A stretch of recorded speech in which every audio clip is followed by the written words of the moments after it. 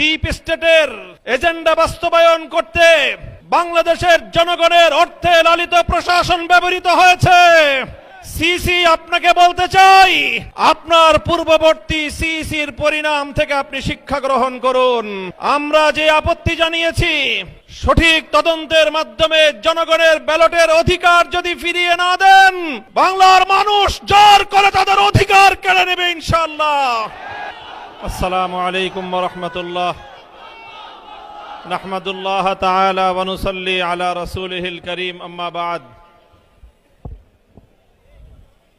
বিতর্কিত একটি নির্বাচনের পরবর্তী আজকের এই 11 দলীয় প্রতিবাদ সমাবেশে উপস্থিত সংগ্রামী সভাপতি, সংগ্রামী সমাবেশ,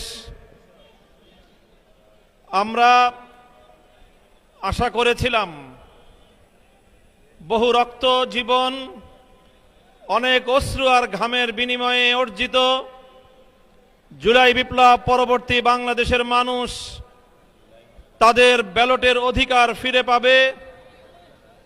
কিন্তু দুর্ভাগ্যজনকভাবে 12ই ফেব্রুয়ারি মানুষের ব্যালটের অধিকারের সাথে নির্মম তামাশা করা হয়েছে। সারাদিন শান্তিপূর্ণ নির্বাচনের প্রকাশ্য নাটক সাজিয়ে সন্ধ্যার পর থেকে সূক্ষ্ম ইঞ্জিনিয়ারিং এর মাধ্যমে টার্গেটকৃত ব্যক্তিদেরকে জাতীয় সংসদে যাওয়ার পথে প্রতিবন্ধকতা সৃষ্টি করা হয়েছে। ডিপ স্টেটের এজেন্ডা বাস্তবায়ন করতে বাংলাদেশের জনগণের অর্থে লালিত প্রশাসন ব্যবহৃত হয়েছে। সিসি আপনাকে বলতে চাই, আপনার পূর্ববর্তী সিসির পরিণাম থেকে আপনি শিক্ষা গ্রহণ করুন।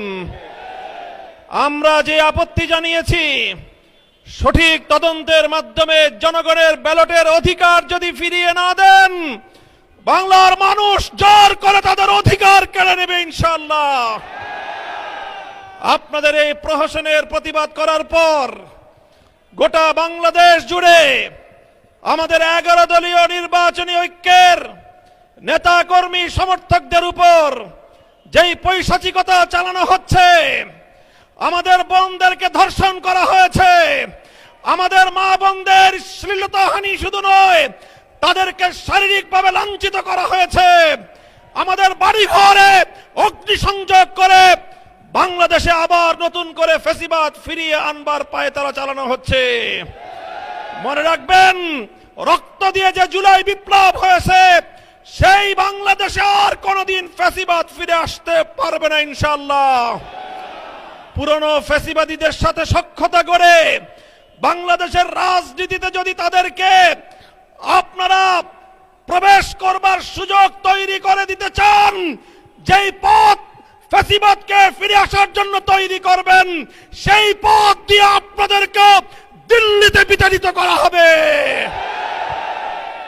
তৃতীয় কথা আমাদের পরিষ্কার, শরীফ ওসমান হাদি সহ প্রতিটি হত্যাকাণ্ডের বিচার করতে হবে। জুলাই বিপ্লবের আকাঙ্ক্ষা বাস্তবায়ন করতে হবে। জুলাই স্পিরিট থেকে যদি এক চুল পরিমাণ বাংলাদেশকে বিচ্যুত করার ষড়যন্ত্র করা হয়, জুলাই যোদ্ধারা আবার মাঠে নামবো, আবার মাঠে নামবো, আবার মাঠে নামবো ইনশাআল্লাহ। সকলকে ঐক্য এবং সংহত মজবুত করার, আগামী দিনে দেশের মানুষের ভাত এবং ভোটের ন্যায্য অধিকার বাস্তবায়নের লক্ষ্যে চলমান এই সংগ্রামকে মজবুত এবং সংহত রাখার উদাত্ত আহ্বান জানাই। নাসরুম মিনাল্লাহি ওয়া ফাতহুন করিব।